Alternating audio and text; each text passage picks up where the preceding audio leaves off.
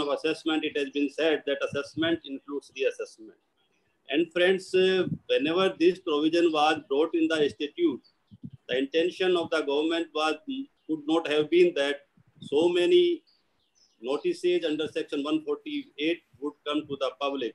But I think there may be a difference of opinion, but I think this is a wonderful opportunity for the entire tax profession in the form of reassessment. And in last 2-3 years, we are seeing flood of initiation of reassessment proceedings. And I think that whether it may be correct, it may not be correct, it may be quest or it may continue in the proceedings till the Supreme Court, but still it is an opportunity for the profession. Friends, if we talk about the section 147, which is the basic section, which is the charging section of reassessment proceedings, then we will find that the wording starts with, if the assessing officer has reason to believe that any income chargeable to tax has escaped from assessment, then subject to section the reassessment proceedings can be initiated. Friends, every word, you start with the assessing officer, you start with the region, you start with the income chargeable to tax, you start with the belief, you will find that every word of this section has... Satish bhai, can you speak loudly? Yeah, okay. Now I'm already audible, sir? Yes, good. Pankaj bhai? Yes, okay, yes, thank you, Pankaj bhai. So I want to say that every word of section 147, if we talk about the assessing officer, if we talk about the region, if we talk about the belief, if we talk about the income chargeable to tax, has a jurisprudence. Jurisprudence is not simple jurisprudence. It is big jurisprudence. On every point, you will find the different case laws, some in your favor, some against to you. And I think Rajesh B. Doshi sir would definitely cover, although he has been given a very small time, but the stature he has and the knowledge and experience he has in practice of direct taxes, I think he would like to cover all the important parts of this section 147, 148, 149, 151, at least 4 sections which are very important. And friends, there are several things which must be taken care of, and I think that Honorable Speaker, learned Speaker will take care of some very, I can say, important case laws.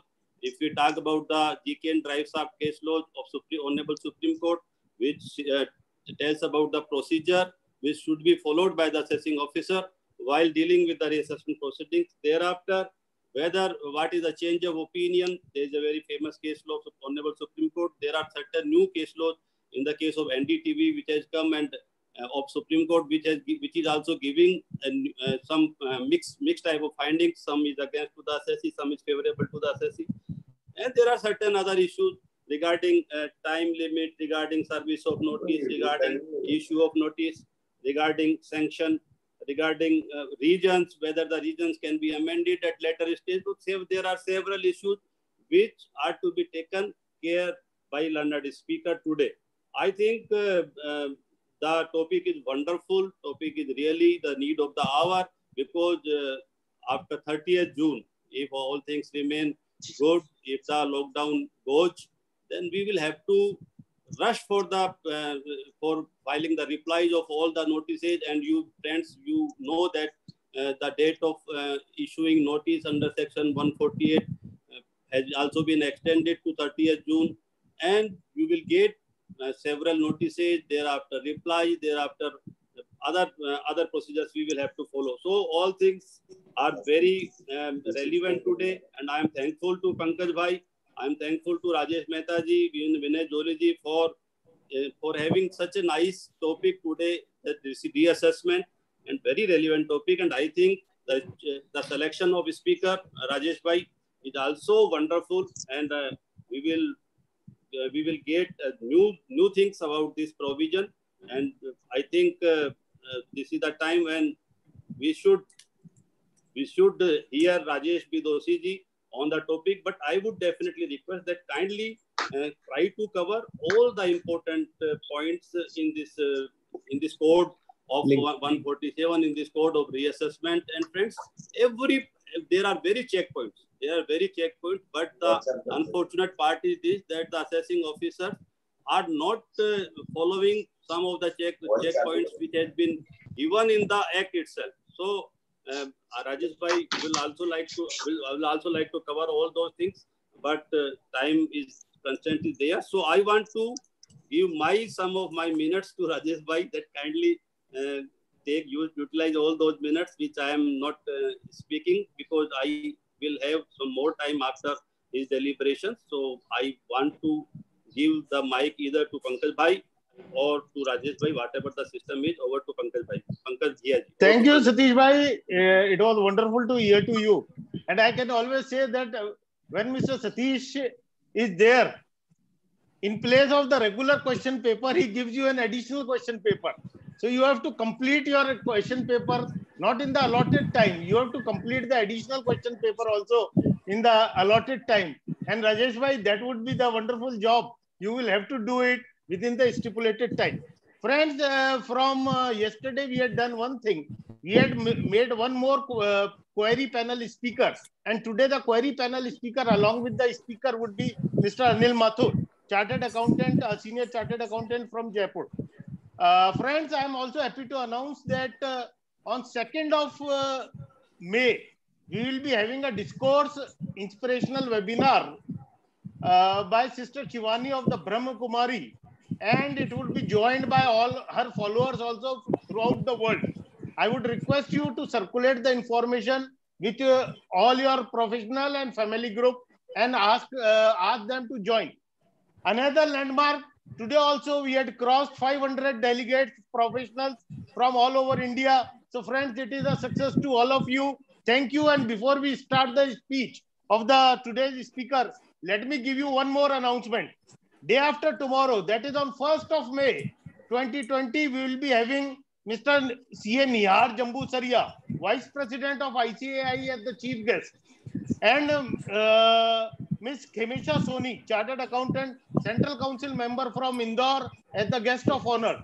So again, the topic would be charitable trust of income tax aspects, and that would again be a large mega session for all of us, as we will be joining by the top personalities of the profession.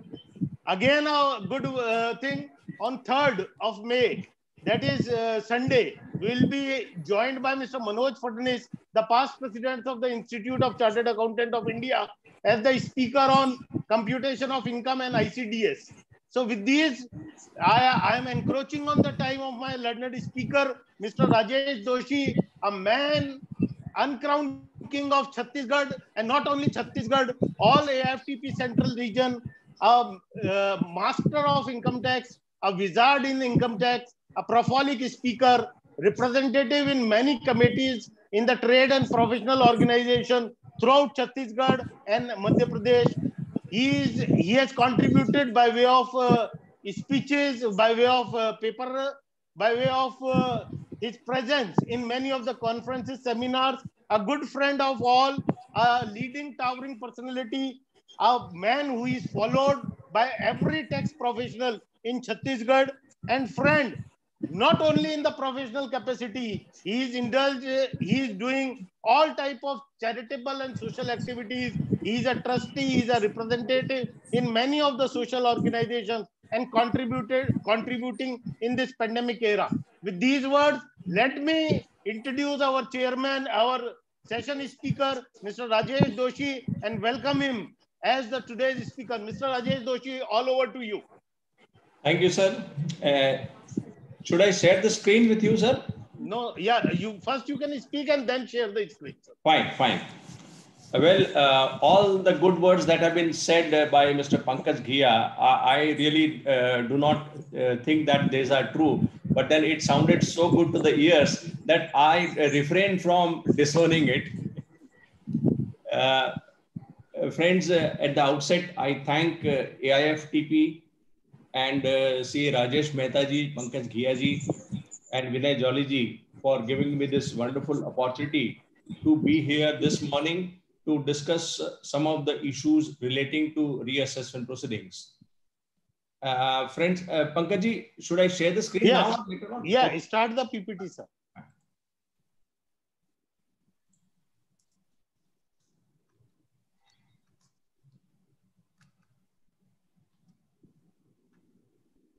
It is visible.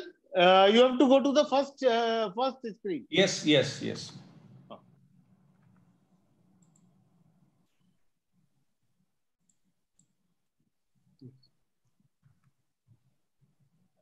Yes, friends, reassessment proceedings. As we all know that reassessment proceedings are comprising of sections 147 to 153. And what we see that all the sections are full of technicalities. And in view of these technicalities, it has made the whole gamut of reassessment a very complex one. And it is because of this complexity which makes section 147 to be one of the most litigated one at different fora.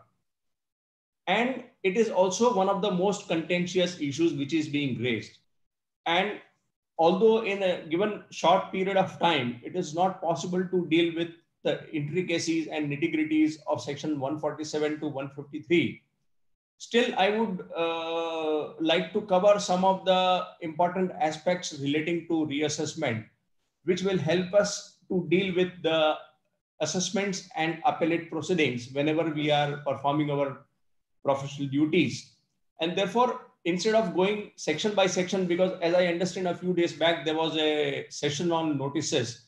And in that session, various notices under section 147 to and onwards were also discussed.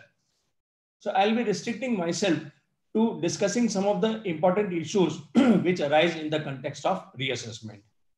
Now, before we deal with the topic proper, let us have a quick glance over the process that happens in reassessment. Just recapitulating the things. First of all, the assessing officer comes to hold some material on his record, which was not available with him originally when he completed the original assessment. Now, on that material or information, the assessing officer applies his mind. And by way of application of mind, he does inquiry, he does various information which is there, he analyzes it. And on the basis of such analysis and inquiries, he forms the reason to believe that there was escapement in a particular case.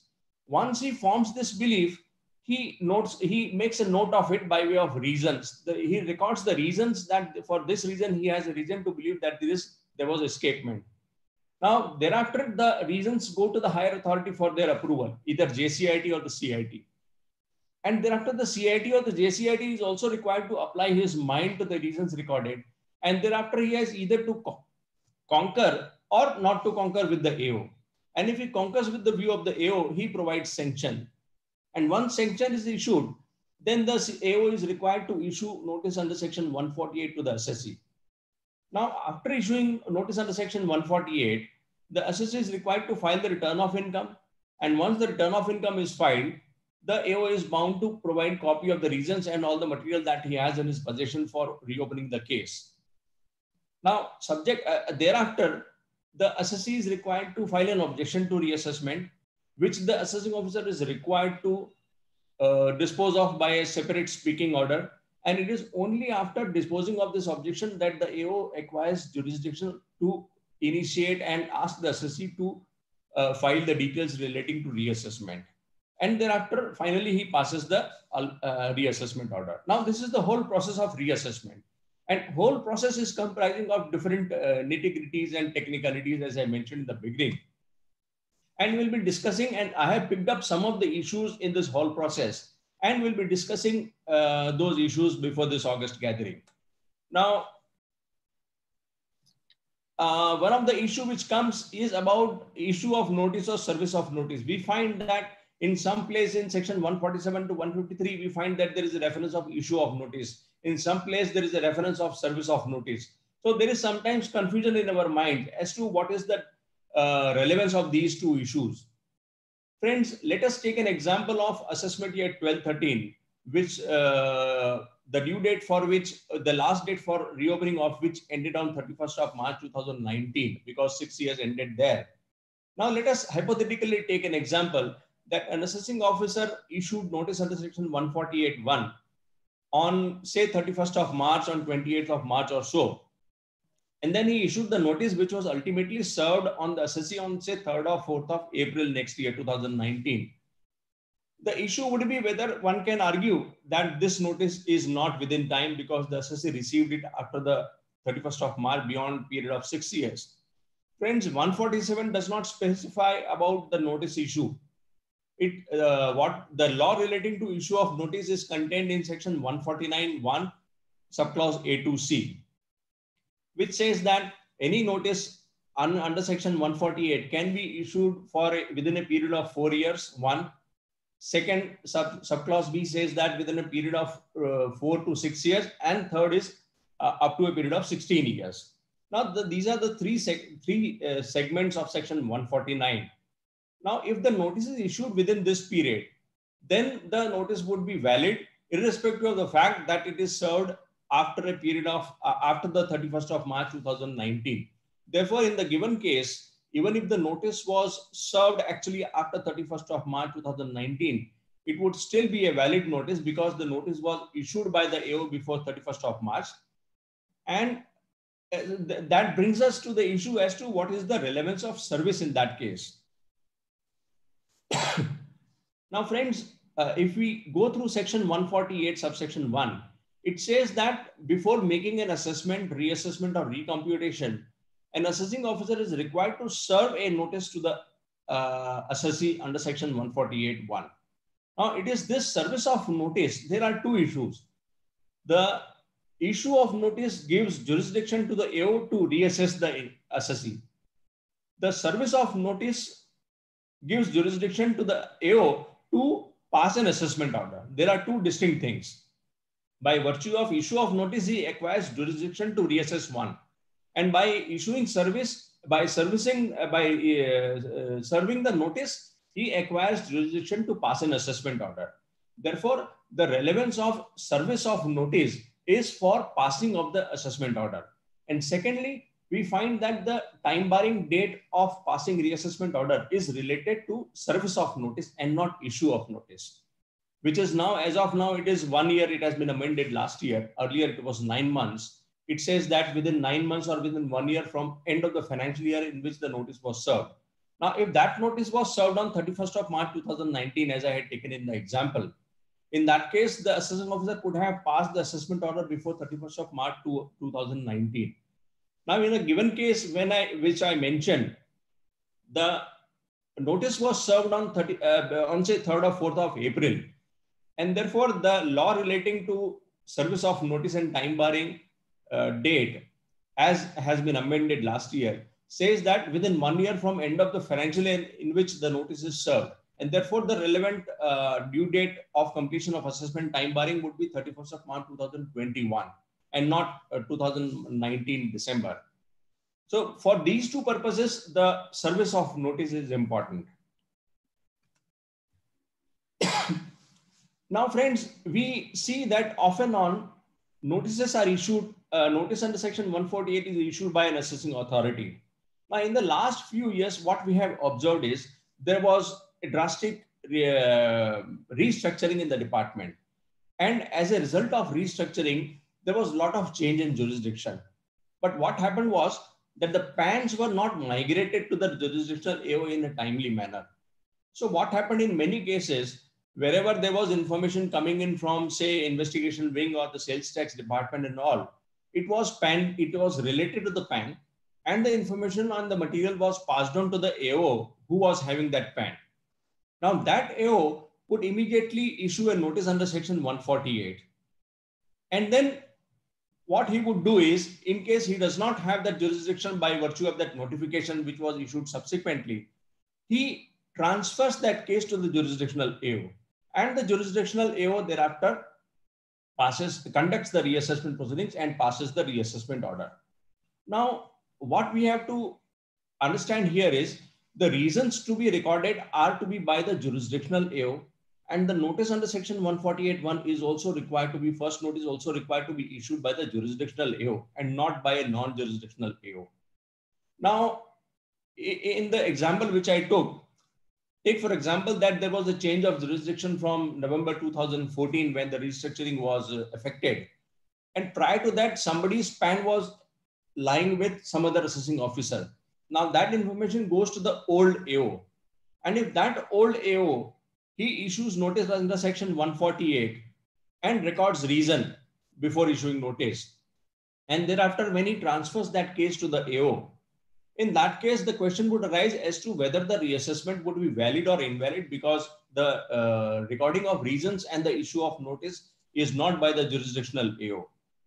Here, friends, there is a decision of Honorable Supreme Court in IVAN Interactive, but then that relates to a case where there was change of address. The facts were very typical in that case. The assessee, there was a change of address in the case of assessee, and the assessee did not inform the AO separately by way of a separate letter that there was a change in address. All he did was he filed the next year's return giving the right address, the correct address. He did not get the PAN database rectified. He did not write a letter to the AO separately that there has been a change in address. In these facts, Honorable Supreme Court said that this is not done. Either you have to get all you have to do is that you have to get your address changed in the PAN database. You have also to intimate separately to the AO that there has been a change of address. Then you can be heard to be saying that no, the notice which was issued by a person did not have jurisdiction on me. Now, this is a decision which will apply only in a case where there was a change of address. Now, take a case that there was a restructuring in November 2014, and by virtue of an order for jurisdiction passed by the Joint Commissioner or the Commissioner under Section 120, subsection 1, 2, and 5, the jurisdiction from one assessing officer is taken away and given to some other assessing authority. But the PAN, as I said, did not migrate from the old AO to the new AO. Now, if the old AO in such a case issues notice under Section 148, the question would be whether that would still be would be still a valid notice or not. I personally feel that since the change in jurisdiction of AO is by virtue of a jurisdictional order, wherein the assessee had nothing to do, there was no reason for the assessee to write it to the AO that my jurisdiction has changed. The department should have carried out necessary rectification in the PAN database itself. Therefore, in that case, the department cannot be heard to be saying that IVAN Interactive will come to their rescue. It was by virtue of 121 notification, and therefore, if the notice was issued by an earlier AO who had jurisdiction prior to that restructuring, say November 2014. Why I am mentioning this particular date is that because a lot of cases have come up wherein in restructuring cases, the PANs did not migrate and the reassessment notices came to be issued by the old AOs. So one point of litigation which arises in such cases is that to raise a ground relating to the validity of the initiation of reassessment itself. And that is how one has to challenge the jurisdiction of the AO, that it was without jurisdiction, and therefore the whole reassessment in that case, in my view, should fail. Now, one more step, and which assumes most importance, is the recording of reasons by the AO. Friends, as I mentioned, there is some material coming on the record of the AO, and the AO applies his mind to that reasons or to that material or to that information, and thereafter records a reason that he has a reason to believe that there was escapement. Now, friends, there are certain ingredients, there are certain requirements which should be fulfilled in the reasons recorded. The reasons, as I have mentioned in the slide, the reasons should speak as to how the material on record, which was brought on record, leads to the formation of belief of escapement in the mind of the AO. That should come out in the reasons recorded. One of the essential ingredients is that the reasons should speak as to what led the AO to come to the belief that there was escapement. And if this is missing, then the reasons would suffer with non-application of mind, which will again result into quashing the reassessment proceedings. Why the AO was of the reason that there was escapement, that has to come out in the reasons. Why I have taken this particular point is because in most of the reasons recorded, we don't find these elements. Why there was escapement on the part of the assessee, that has to come out in the reasons. And what reasoning process the AO adopted to come to that conclusion, that also has to come in the reasons recorded. Unless these things are there in the reasons recorded, to my mind, the reasons would suffer with non-application of mind. And once it is non-application of mind, the whole reassessment falls to ground if these important aspects are not appearing in the reasons recorded. And obviously, there has to be a direct nexus between the material that has come on record of the AO and the formation of belief or the reasons which the AO records.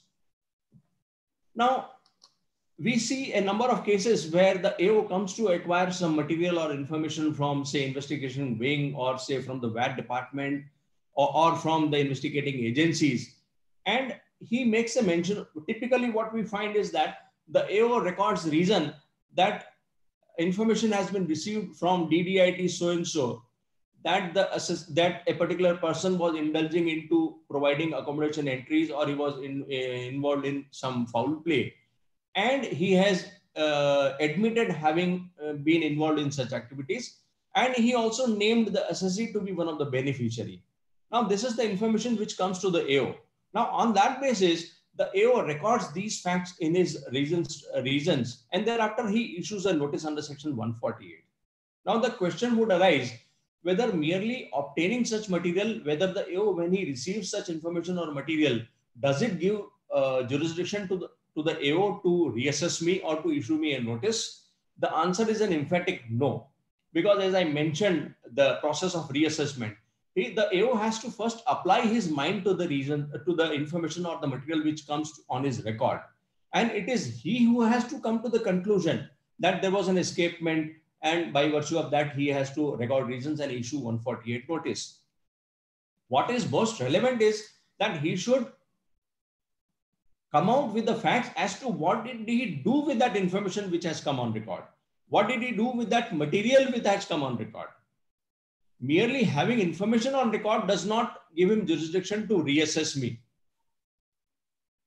Many cases, what we find is that the information is received by the AO from some external agency, or maybe from the DGIT or from investigation wing, and the AO issues a notice.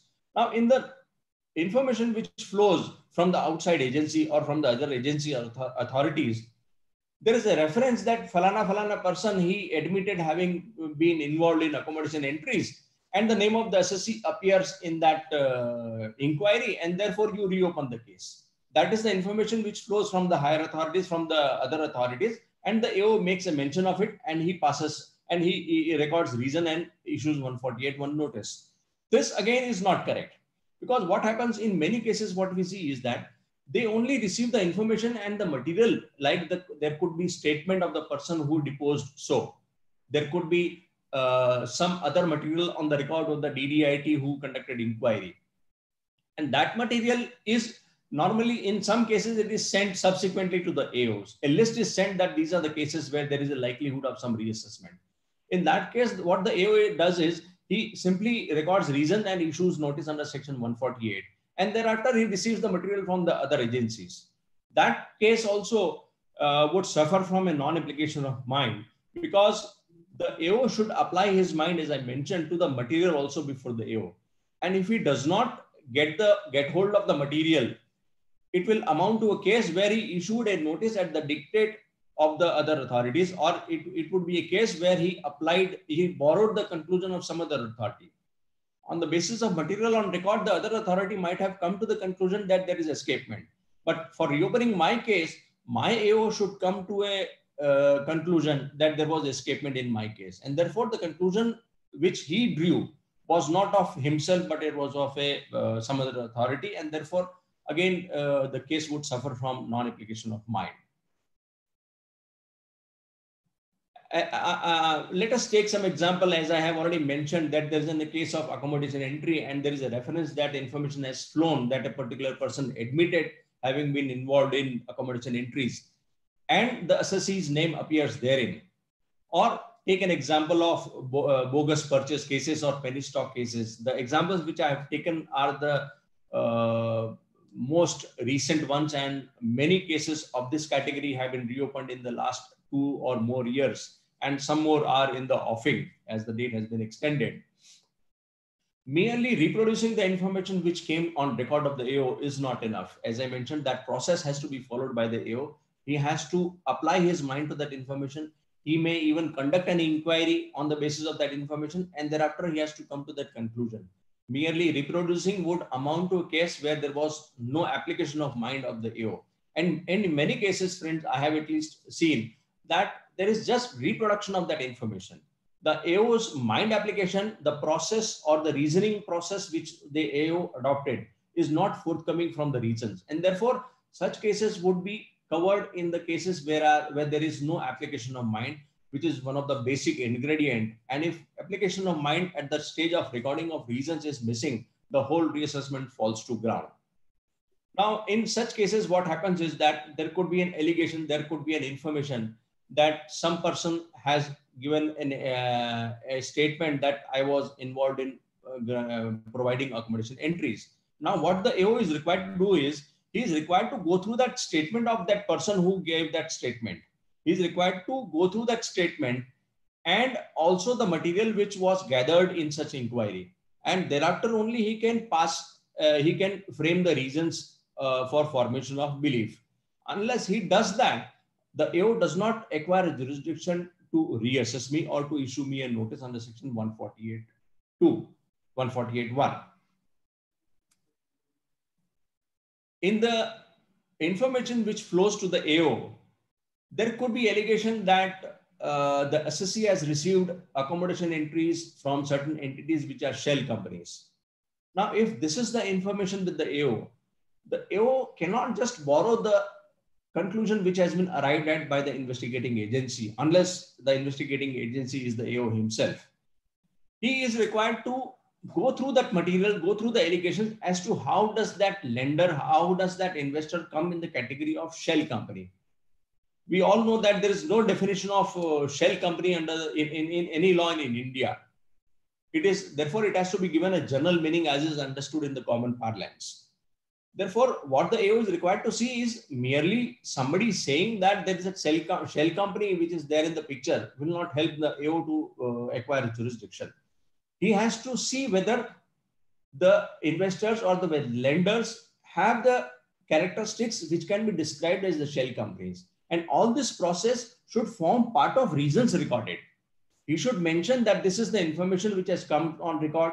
Thereafter, he should mention that he carried out inquiry and he found that these are the entities which are only involving into carrying out some turnover of money, and they don't possess genuineness or creditworthiness. And thereafter, he should say that he has reason to believe that there is escapement.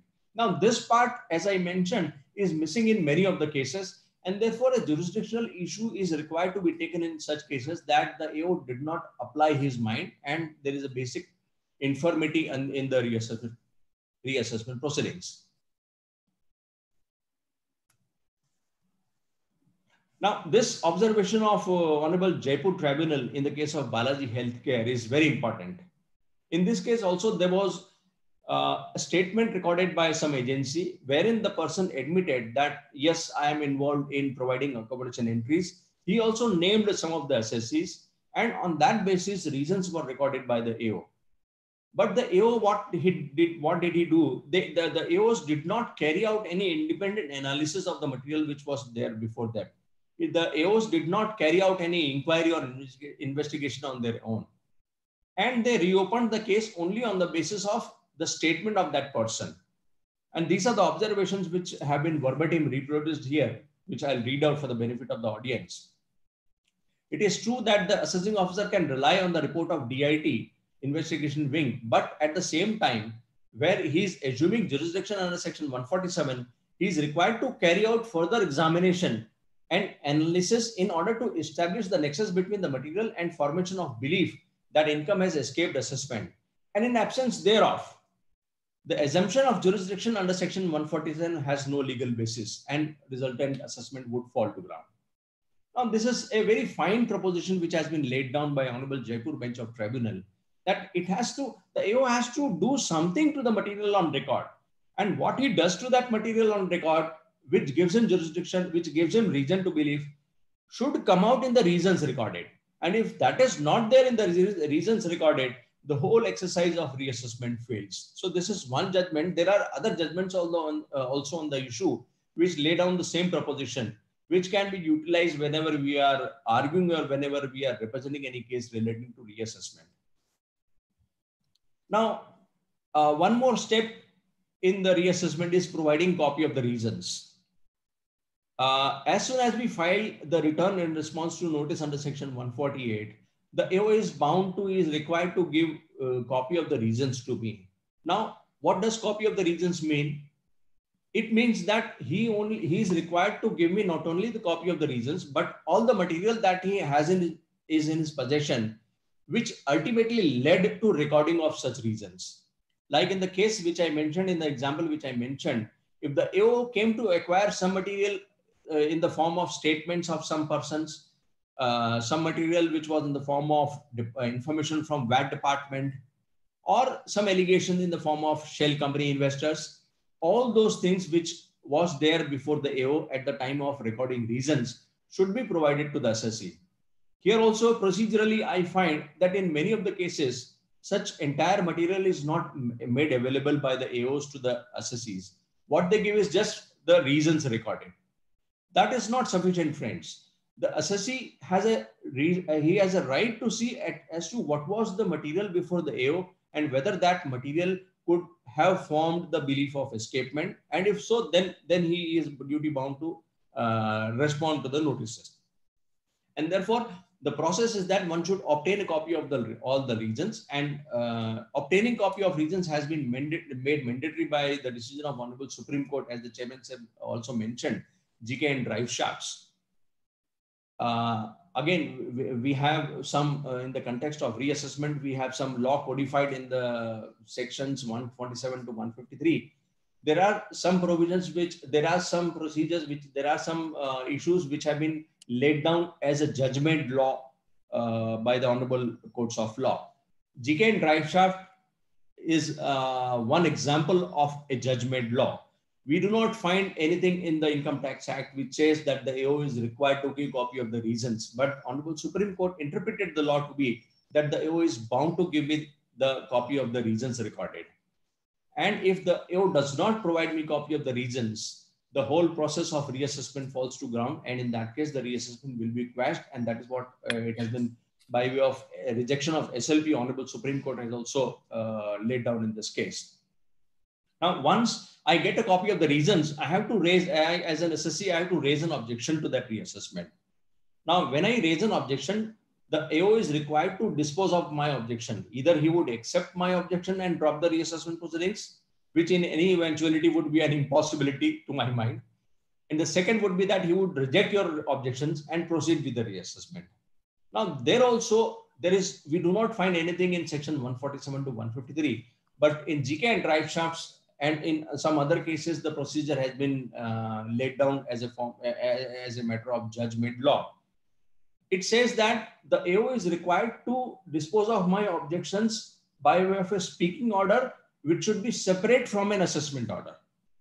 The AO cannot just reject my objections while he passes the reassessment order. He has to pass a speaking and separate order rejecting my objections, and thereafter only he can call for any details which he wishes to have. And thereafter only I am obliged to make compliance to that AO.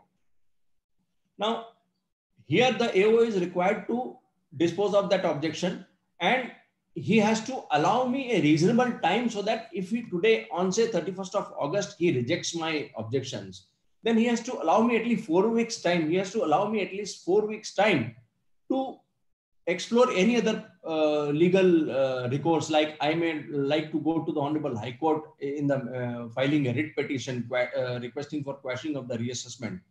The AO has to wait for 4 weeks time, and thereafter only he can pass the reassessment order. This again, 4 weeks time is not there in the statute, but Honorable Bombay High Court in the case of Asian Paints and in a lot of other cases, Honorable Bombay High Court has laid down that the AO is required to give you at least 4 weeks time to before he passes the reassessment order. And that period of 4 weeks time should run between the date of rejection, receipt of rejection by the assessee, and the passing of the reassessment order. Many cases we see that the AOs do not pass a separate speaking order for rejecting the objections. If they do not pass an order altogether rejecting my application, the whole process of reassessment again would fall to ground at the appellate stage.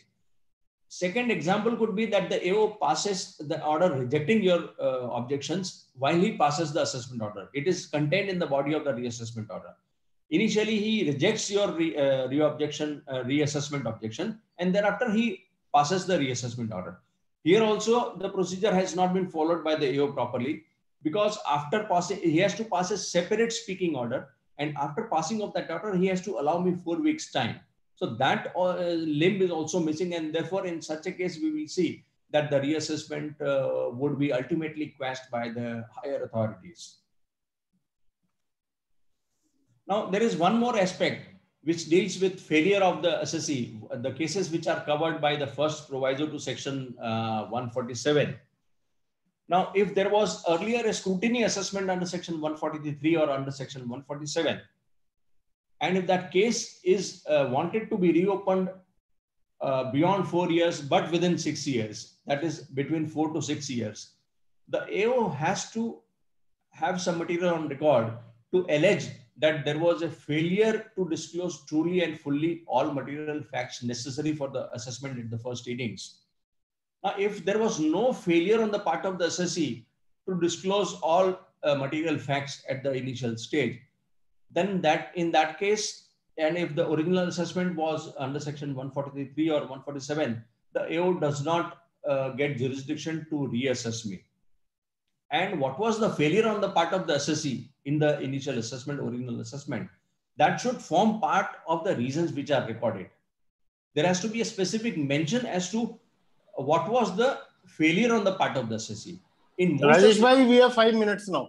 Yes, in most of the reasons, we see that this is not mentioned. And unless this is mentioned, the whole reasons would fall to ground, the whole reassessment would fall to ground.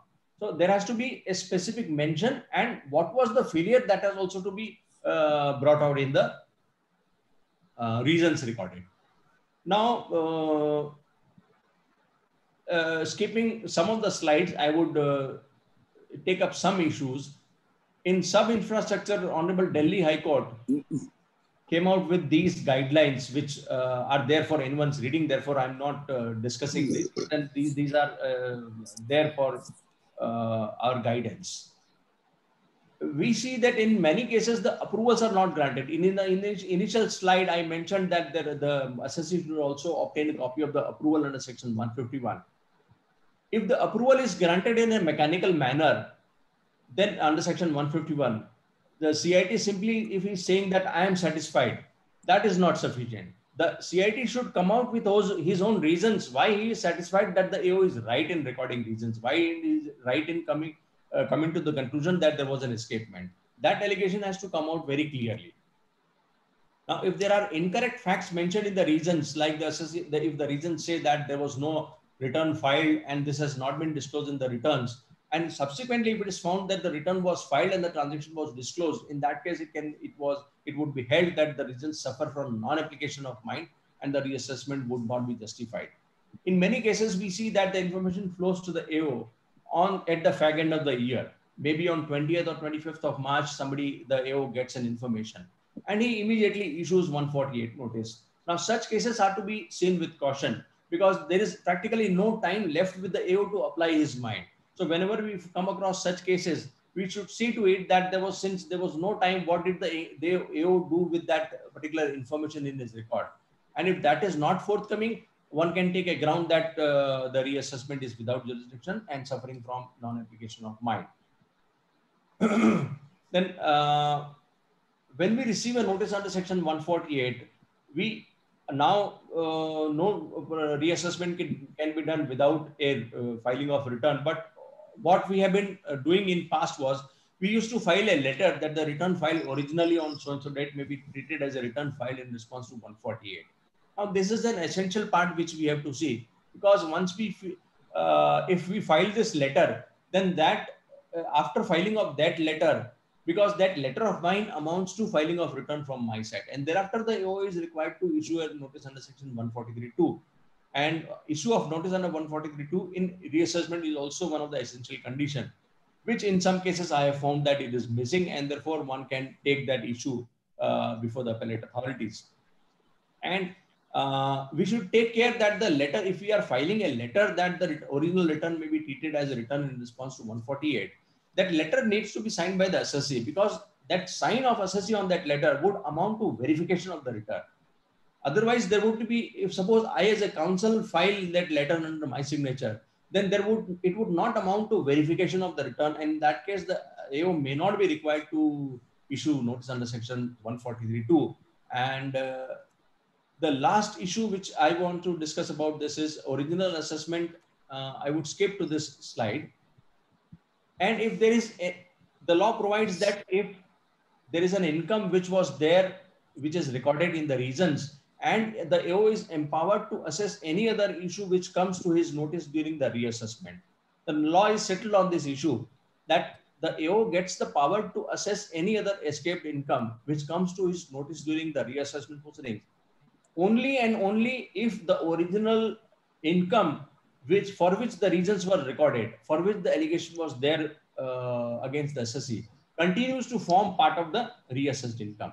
So meaning thereby, the allegations which were there in the reasons, that income should be added by the AO. And once he adds it, thereafter only he is empowered to add any other income which has escaped assessment. And if the original income is not assessed, which forms part of the reasons recorded, then he cannot assess any other income which comes to his notice during the reassessment. Friends, this was all which I had to deliberate upon in a given period of time, and which I thought were some of the important issues. And if there are some more issues coming up, we can perhaps, with the permission of the Honorable Chairman, we can take up in the question and answer session. Thank you, all of you. Thank you very much. Thank you, Speaker sir. It was a wonderful presentation. I think it was the day when I received maximum request on the chat mode that the time of the speaker should be extended. And though I always wanted to do it, but the problem is that we have to adhere to a specific time limit. And therefore, we want that whatever we can give within the time. And if I can tell you, every speaker tries to be as fast as possible and try to cover as many aspects as possible to cover all aspects. But friends, time is a precious commodity. And by this, we know how precious is the time and how much we should value the time. With this, I would directly move on to our chairman again, and I would ask him, I would be unmuting him.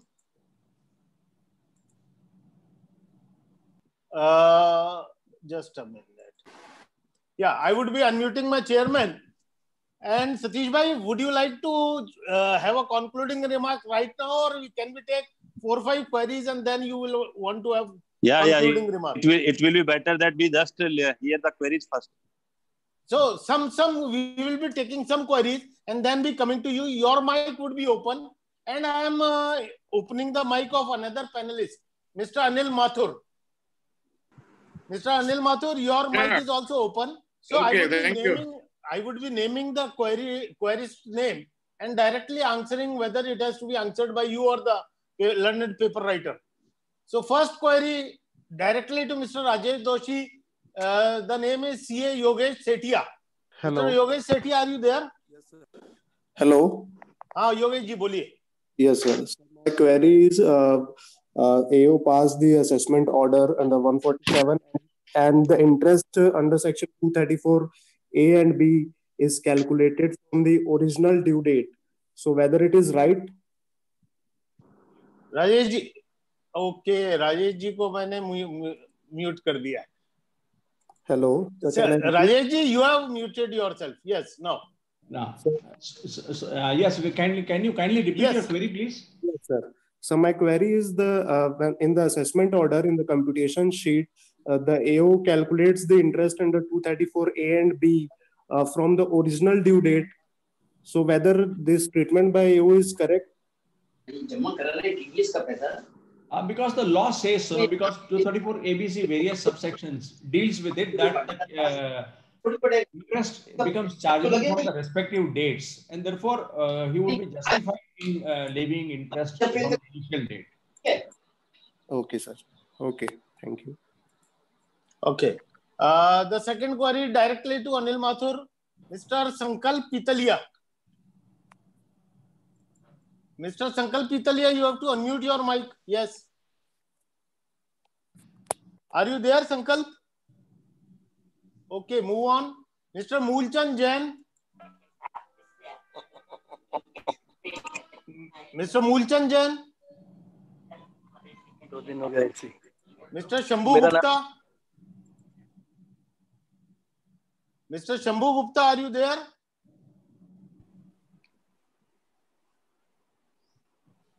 Mr. Shambhu Gupta. Okay, Mr. KK Singla from Patiala. Sir. Yes. Namaskar, Pankaj sir. Namaskar, Singla. I must congratulate Doshi sir for his illuminating discussion on the issue and especially taking up the jurisdictional issue.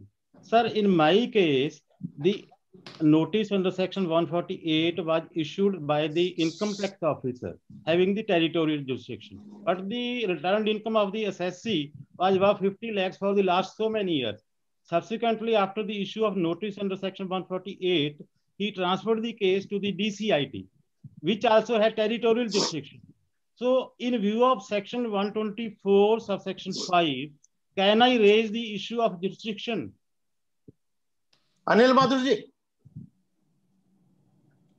The point, the thing is that who was the original assessing officer? If the assessing officer had jurisdiction at that particular time of the issue of notice, then the issue of notice is correct. There is no doubt about it. Sir, as the income of the assessee was above 50 lakhs for the last so many years, the jurisdiction should have been with the circle, DCIT. But the notice was issued by the ITO. No cross question, sir.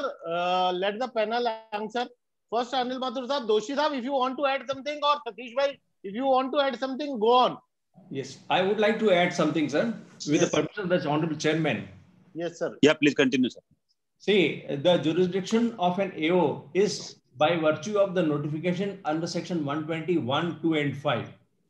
And in the notification which is issued by the commissioner or the chief commissioner or the joint CIT, there is a reference as to who will assess whom. And there also it says that persons having income above 10 lakh, 15 lakh or so would be assessed by the DCIT. So in your case, if your income has always been more than 50 lakhs, then the jurisdiction would have been with the DCIT originally. Because by virtue of 120 subsection 1, 2 and 5, the jurisdiction was with the DCIT and not with the ITO. So to my mind, the notice would be issued by a non-jurisdictional AO. I am reminded of a very recent judgment wherein the Joint Commissioner had passed a reassessment order. He said that it is a case of concurrent jurisdiction. The tribunal, if I remember correctly, laid down the law that stated that the jurisdiction should be as per the notification under section 120. So what we have to look at is the notification which was issued by the AO, and accordingly the answer will fall. Thank you, sir. A small request to the speaker, sir. We will have to be very crisp because there are a lot of queries. So be short, be fast, and we will have to be very fast. Dinesh Dwivedi. Dinesh Dwivedi, are you there? Yes. Am I audible? Yes, go on, please. First of all, I want to thank Doshi sir for direct to the query, sir. Direct to the query, please. And sir, I have two doubts. Yes, sir. Good morning. Suppose if there is any specific time for filing objection against the notice, or if I don't file the written as required and give later only, then will do? So it is for Mathurji or for me? Sir, anybody can take it. Sometimes I speak. Mathurji, kindly. No, okay. There is, I mean, you can raise the objection the moment you have received, you have received a notice for reassessment. What you are required as per GK and Drive Shaft, that you have to first file a return of income and then seek the reasons for issue of the reopening of assessment. And there is, of course, you have to take it before the time elapses for finalization of the assessment. Okay. Now I would be taking to Dinesh Ladda. Yes, sir. Mr. Dinesh Ladda. Yes, sir. हमारे case में sir हुआ क्या था? Mr. Doshi would be taking the query. Sir, आवाज आ रही है sir? Please go on, बोलिए. Sir हमारे केस में क्या हुआ कि 147, 148 हमारे 1% का इश्यू हो गया था assessment year 13, 14, 14, 15। Later on assessment हो गया, देन अपीलिंग अथॉरिटी उसको एब इनिशियो उसको इलीगल मानते हुए अब लीगल हायर के एंड में वापस 148 इशू करा सकती है। ओरिजिनल प्रोसीडिंग्स के समय असेसी जिंदा थे क्या? नहीं थे सर। नहीं थे तो वो प्रोसीडिंग ही डेड पर्सन पे हुआ है। हाँ, तो हाँ। वो तो अब इनिशियो वॉइड हो गया, बट देन यस 13, 14, 14, 15 चूंकि ओपन है अभी, हाँ, हाँ, वो टाइम लिमिट अवेलेबल तो हो सकता है अभी तो। लीगल फायर के अंदर हो सकता है। No cross question sir, no cross question, sorry. Mister Vivek Bhargava, sir am I audible? take the query. Am I audible sir? Yes, go on please.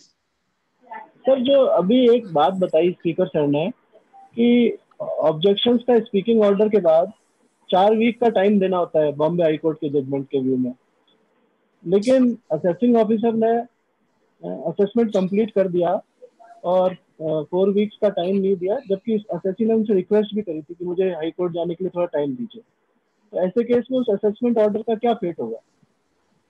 देखिए उसमें ऐसे केस में बॉम्बे हाई कोर्ट ने कहा है कि assessment has to be annulled, उसे annul किया जाएगा। बॉम्बे हाई कोर्ट ने एशियन पेंट्स में कहा, मेरी स्लाइड में है, और छत्तीसगढ़ हाई कोर्ट में भी एक केस था कमला ओझा, उसमें भी उन्होंने असेसमेंट को एनल कर दिया है, बिकॉज 4 वीक्स टाइम देना चाहिए उनको। ओके, मिस्टर रघुवीर Singh Punia, mister Mathur you take it. Sir मेरी क्वेरी वैसे दोषी साहब से थी कि जो 133 दोषी साहब विल टेक इट, दोषी साहब will take it.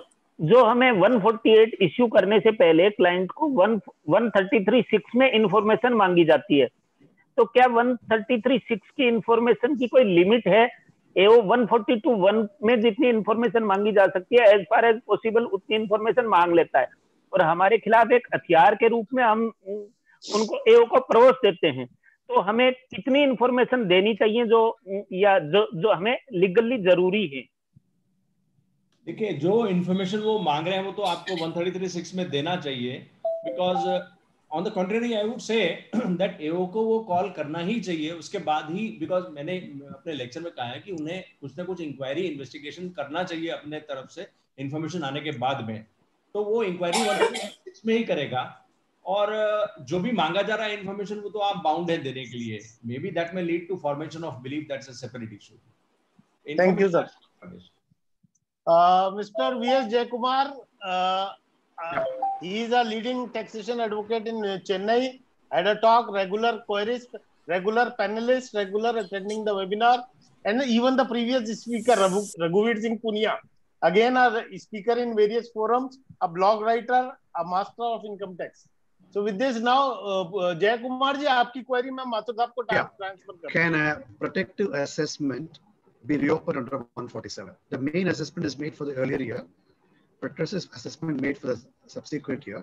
The assessing officer sees that the protective assessment is not correctly made by him. He wants to reopen under 147. Sir, you have to speak loudly. Can a protective assessment be reopened under section 147? Main assessment made for the earlier year, protective assessment made for the immediate subsequent year. AO wakes up and finds that the subsequent year is not proper. He wants to open under 147. Is it valid? Sir, the thing is, there has to be a substantive assessment. If the substantive assessment is still not annulled or it has not attained the finality, then the first thing has to be the substantive assessment has to be revived, not the protective assessment. Thank you. Mr. Satish Shukla. Mr. Satish Shukla. Sir नमस्कार sir. Doshi ji you will be taking it sir। जी sir 147 में assessment हुआ था sir, जिसमें उनका जो reason था वो रीजन वैलिड नहीं हो पाया, और चूंकि असेसी का जो idea due date return file नहीं हुआ था, वो 26 AS के बेस पे उन्होंने 148 का नोटिस इशू कर दिया था सर। अब जब असेसमेंट हुआ तो सर उसमें रिफंड निकल रहा था हमारा 5 लाख रुपए, तो उसको वो बोल रहे हैं कि वो जबकि ओरिजिनल रीजन जो है वो वैलिड नहीं है, ये भी उनका कहना है कि रिफंड नहीं मिलेगा, तो किसी दूसरे खर्चे को उन्होंने ऐड करके रिटर्न असेसमेंट कर दिया, तो रिफंड कुछ हो सकता है क्या सर इसमें? देखिए reassessment proceedings are for the benefit of the revenue and not for the assessees. यदि आप कोई चीज ओरिजिनल में नहीं क्लेम कर पाए थे तो 148 में आप क्लेम नहीं कर सकते। तो यदि एओ डिनाई कर रहा है आपको रिफंड को, तो वो जस्टिफाइड होगा बिकॉज 147 उसके लिए नहीं है, आपके रिफंड के लिए। Thank you, sir. Mr. Amrit Singh Malhotra, I think the queries, the panelists will take query alternatively. That would be easier. Mr. Amrit Singh Malhotra. Yes, sir.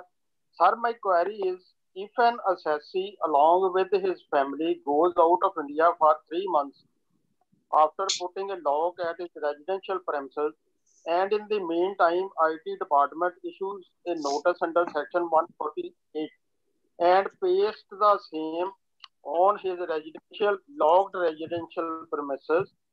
So my query is whether the assessee was obliged to inform the AO regarding his absence from India, and whether such a service can be said to be a valid service. The service of a notice is a prerequisite condition for any assessment or reassessment proceedings. However, what the assessing officer can do, he can take all precaution for a valid service of a notice. In case the service is not possible, then the provisions of CRPC would apply, like affection of notice, serving on other persons. And in your case, as you said, that the assessee was not available, and the assessing officer can prove that he tried his best for the service, the such service by affection would be a valid service. Mr. Mukesh Nemani. Hello. Yes, go on, please. I have a question regarding after getting the notice under section 148, if I ask to file a fresh return, and if eventually I do not have any changes in return under section 148 from the original return, is it advisable to give a letter requesting AO to treat the original return as my return under section 148, or should I file a fresh return under section 148? I think you should file a return, because gone are the days when you could have filed a letter only. Filing a letter was sufficient earlier, but now what is happening is they are not able to process your process the assessment unless there is a valid return online, and therefore in the present scenario it becomes necessary to file a return of income. They would insist upon you for that. Mr. Sarangara, you have to unmute yourself. Mr. Sarangara Jain. Mr. Sarangara, are you hearing? Okay. Mr. Rajesh Kajila. Mr. Rakesh Kajila, you have to unmute your mic. Okay, we'll skip it. Mr. Rishabh. Sir, hello. Yes. Sir, detailed information received from DIT. AO want to issue notice. Speaker say कि AO not apply his mind. In this situation, what type of extra examination or extra reason or extra exercise AO has to do? What type of AO has to do? Extra reason, extra application. Mr. Mathur. Okay. Now for a reassessment proceeding, if DIT has received information from a Rajasthan high court decision कौन सा है वो जो other income नहीं कर सकता अगर main income नहीं करी है, एस्केप्ड इनकम? वो है रीअसेसमेंट में श्रीराम सिंह का केस है. अगर आपके मेन असेसमेंट नहीं हो सकता, then you can not add another income. That is Shriram Singh and Shriram Singh है. उसके बाद में एक और राजस्थान हाईकोर्ट का भी है, दिलीप कुमार वाला 306 ITR, वो तो है. बट इन केस में एओ को इस केस में ये देखना पड़ेगा कि वो जो इंफॉर्मेशन उनके पास में आई, whether there is any nexus between the information received directly to the escapement of income of the assessee. If the nexus is absent, as Mr. Doshi has rightly said, there has to be the information. The information should have a direct nexus, whether the income has escaped income, and then the formation of the AO has. Mr. Sir, fast. We don't have time. The subject is like this, Pankaj, but then he has to take due diligence whether Sir, the I information. have 100 queries with me. We'll extend the time. No, Mr. Rajesh BL. Mr. Rajesh BL. Yeah, sir. Can you hear me, sir? Yes, go on, please. Okay, sir. So my query is regarding the head of income. A person having only income from letting of machineries, and the total receipt was below 1 crore. Can he file under 44 AD under the head business income, or he need to file only under other source of income? Rajeshji, alternatively queries are going. Sir, this is not relating to reassessment. Therefore, I was a little confused. If it is below 1 crore, he can opt for it because it's not coming into that prohibited category. Yeah. So that can be filed under 44 AD. The issue is whether it can be business or if it is if you are taking that as a regular activity, letting out of the machinery, it can constitute your business income. Why not? Okay, Mr. Manoj Chaudhary. Hello Mr. Manoj Chaudhary, yes. Hello हाँ बोलिए. Sir, ये कोई partnership firm part 9 में company में convert हो गई, तो उसने अपनी रिटर्न नहीं भरी. हेलो हाँ, yes, yes. कोई पार्टनरशिप फर्म थी जो पार्ट 9 में कंपनी में कन्वर्ट हो गई और उस साल के लिए उसने रिटर्न नहीं भरी. उसके बेस पे क्या 148 दे सकता है क्या उस अर्स्टवाइल पार्टनरशिप फर्म को? उसकी इंफॉर्मेशन 133 नोटिस में भी दे दिया था उसको. 133 सेकंड नोटिस में उसका जवाब भी दे दिया था कि ये कंपनी में कन्वर्ट होगी, कंपनी ने रिटर्न भर दी. Non-filing of a return ipso facto does not attract section 147. But if you have got information, now the question is in whose name the notice should have been issued. Whether it should have been issued in the name of the partnership firm or in the name of the company. It may be a ground of contention that when was the notice received, at what time, what was the status. That can be the only thing, but the ipso facto, if you have not filed the return, then 147 does not automatically, because the AO has got other things also. Thank you. Now, Mr. C.A. Vijay Data from Alwar. Good morning. Sir, you have to speak loudly. In my case, the reassessment procedures were initiated on the basis of DDIT investigation report. We requested the AO to provide us the copy of the DDIT letter, but the AO has not provided us the copy, though he has provided the reasons wherein the AO has mentioned the given the reference of DDIT investigation finding.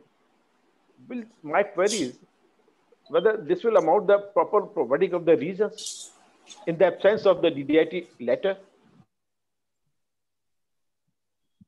I would say that this is a case of non-providing the reasons, because reasons were on the basis of the report of the DIT. Yeah. And Delhi High Court has laid sub-infrastructure, which is there in my slide. It says that the AO has to give all the material which is before him. So if it does not allow you, in that case, it will be equal to a case where no reasons were provided, and therefore it will be knocked down by as per the decision of Honorable Supreme Court in State Bank of Patiala. Thank you. Mr. Rajesh Manak, again from Alwar. Hi, sir. Good morning, sir. Good morning. I'm audible? Yes, go on. Sir, in my query is very general nature. It is doing it by many AOs regularly.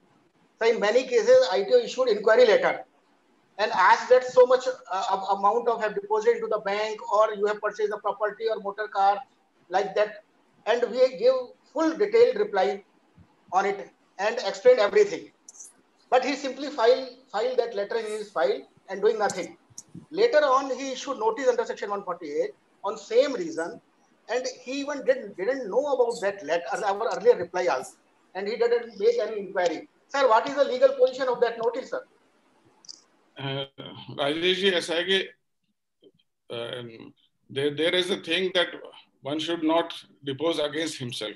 That is there. But supposing 133(6) notice is there, then you are also duty bound to provide relevant information. Thing is, if those information were there and there was no, and if you explain in your 133(6) replies that there was no escapement of income, because 147 initiates only when there is a information, and on the basis of the information, one can say that there was an escapement of taxable income. If you can prove that by 133(6) there was no escapement of income, then you can take it further. But otherwise, 133(6) can result into 148. Mr. Baidyanath Agarwal. Yes, good morning. Morning, sir. Again a regular one, sir. We welcome you again. 148 issued by ITO. 143.2 also issued by ITO. Return filed. Subsequently, file transferred to higher jurisdictional layout DC, who completed the assessment without issuing a fresh notice on section 143.2, whether it is valid. See, if the first notice under section 143.2 was issued by the ITO who had jurisdiction originally, then in that case, then the other AO may not issue that notice under 143.2. But if the earlier one was without jurisdiction, then the second notice was essential. 143.2 was essential, sir. Mr. Nitish Goenka from Karoli, a young chartered accountant, a very promising chartered accountant. Nitish, are you there? You have to unmute your mic. Okay, sir. Okay. Yes, sir. Go on. In my case, I got reason to believe from the AO, और मैंने उस reason के एवज में सारे evidence और सारे reply दे दिए. उन्होंने मेरे से books of account, cash book, ledger और मांगे. मैंने उनको जो particular reason से related extract था वो extract भी उन्हें दे दिया. तो वो क्या complete books of account मांग सकते हैं 148? Yes, of course, because 148 is a assessment, is a regular assessment. So he can ask for the regular books of accounts, and not necessarily only to the extent, because 147 empowers to assess other income. Mr. Apurva Saha from Siliguri. Yes, sir. Hello. Yes. हाँ बोलिए अपूर्वा जी. कैसे हैं? ठीक है ना sir? एकदम good बोलिए. सुनिए मेरा क्वेश्चन सर, मेरा क्वेरी यही है कि 148 असेसमेंट से पहले हियरिंग का नोटिस जो एओ भेजे थे वो अपलोड किया था उसका साइट में, पैन रिलेटेड साइट में, और क्लाइंट का मेल में, जो मेल क्लाइंट 6 महीने से बंद कर दिया था. उसके बाद एक्स पार्टी ऑर्डर कर दिया, एक्स पार्टी असेसमेंट कर दिया. Is it valid without send a hard copy notice? Yes, अब देखिए, अब सिनेरियो बदल गया है. He can serve you through that e-assessment portal also. अब आपने चूंकि कोई कंप्लायंस नहीं किया है, तो एट द मोस्ट आपको अपील स्टेज में ये बताना पड़ेगा कि इस कारण से मैं नोटिस को नहीं देख पाया था. But then that notice is a valid service of notice. Thank you, sir. Thank you. Thank you. Now I would taking Manish Tatiwala. Manish Tatiwala, are you there? Yeah, I am here. My question is, can reassessment proceedings can be reopened to make a protective assessment?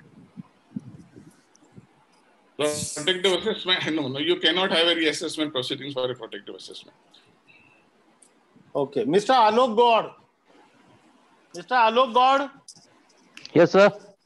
Yeah, you have sent a query to me on my WhatsApp. You asked directly. नमस्कार sir. नमस्कार sir, मेरा question ये था कि मेरे किसी client ने और ओरिजिनल रिटर्न फाइल कर दिया था, डॉक्टर क्लाइंट था, and he declared more than 50% net profit. अब उसको 148 का अगर नोटिस मिलता है, तो क्या मैं मेरे क्लाइंट का प्रेजेंटिव स्कीम 448DA में रिटर्न फाइल कर सकता हूं सर? और क्या आईटीओ फिर बुक्स ऑफ अकाउंट्स मांग सकता है सर? ओरिजिनली आपने 144AD ऑप्ट किया था क्या? 44AD नहीं, ओरिजिनल में 140 प्रेजेंटिव स्कीम अडॉप्ट नहीं किया था, बट प्रॉफिट 50% से ज्यादा डिक्लेयर किया था सर. थोड़ा सा कंटेंशियस इशू है, बट चूंकि it's a benefit giving section, you can always claim that I am covered by the presumptive scheme and I have declared more profit. तो उस वजह, लेकिन बात ये होगी कि जो एलिगेशन आपके अगेंस्ट में है, रीजन टू बिलीव जो फॉर्म कर रहा है कि क्या मटेरियल है, वो रेलेवेंट हो जाएगा एओ को असेसमेंट करने के समय में. Mr. Mukesh Kuryal. Mr. Mukesh Kuryal. I would be taking last 3 queries now. Yes, sir. Good morning, sir. We are almost at the closing of time. Good morning, sir. Mukesh Kuryal, yes. My question is, suppose the AO did not pass any order under section 153(1)A within the due time. Can he send notice under section 147 in the same matter? It was a matter of cash seizure of rupees 10 lakh during the elections period. No. You said the assessment.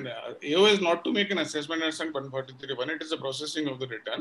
Subsequently, you say that there was seizure or whatever you said by the police department of cash. Huh? Yeah.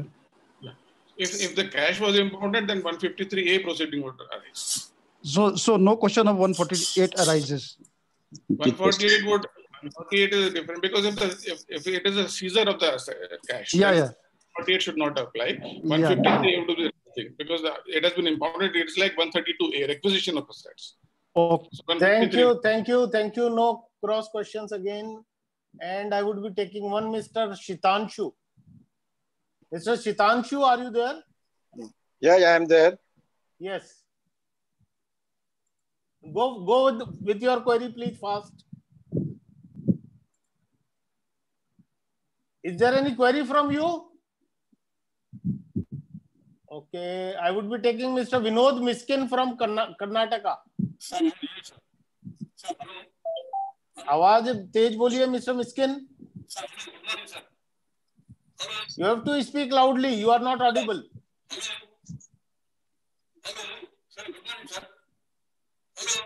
Yes, good morning, but we are not able to hear you. I am sorry, I would have to skip him. Mr. Siddharth Goyal. Mr. Siddharth Goyal. Siddharth ji, again a regular one from Gurgaon, Delhi and all. Yes, go on fast.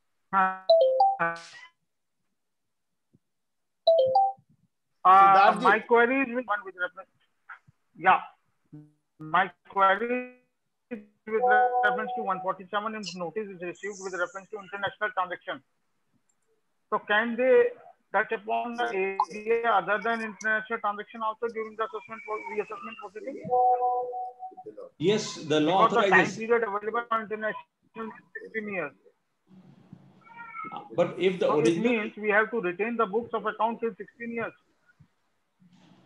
Yes, because see, if initial formation of belief was valid, in that case, the AO has jurisdiction as any other escaped income as well. So he would be justified in doing that. Okay. Mr. Abhinav Gupta, are you there? Restrict himself to international transaction. Mr. Abhinav Gupta, are you there?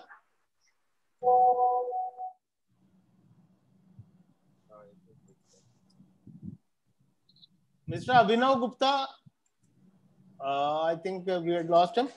You see, we are live on YouTube also, and there are a lot of queries on the YouTube also. And it shows the popularity of our speaker today and the subject that we are getting so many queries. But friends, I have to stop the queries now. I have to take, I'm sorry with all other queries. Let me take one query, if you allow, Mr. I have to suggest Mr. Shiv Mangal Singh Chauhan. Sir good morning sir. हाँ बोलिए.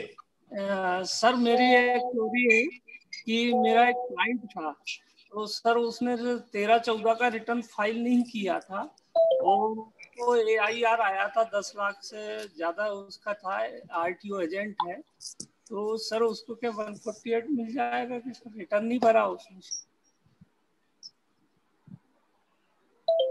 Hello, are you taking? Please answer the query fast, sir. Ghiaji would be answering. No, for 13-14, for 13-14, there is still time to issue 148 because it can be issued within 6 years from the end of relevant assessment year. And with this enhancement of the time schedule, he is entitled to issue a notice. So, friends, now I request our chairman, Shri Satish Gupta, to give his concluding remarks. Mr. Satish Gupta. Thank you, Pankaj Bhai. Thank you, the speaker. Wonderful deliberation, and I think he has covered all the things which are important for the point of view of the viewers and the participants. Friends, but I would like to tell 2-3 things.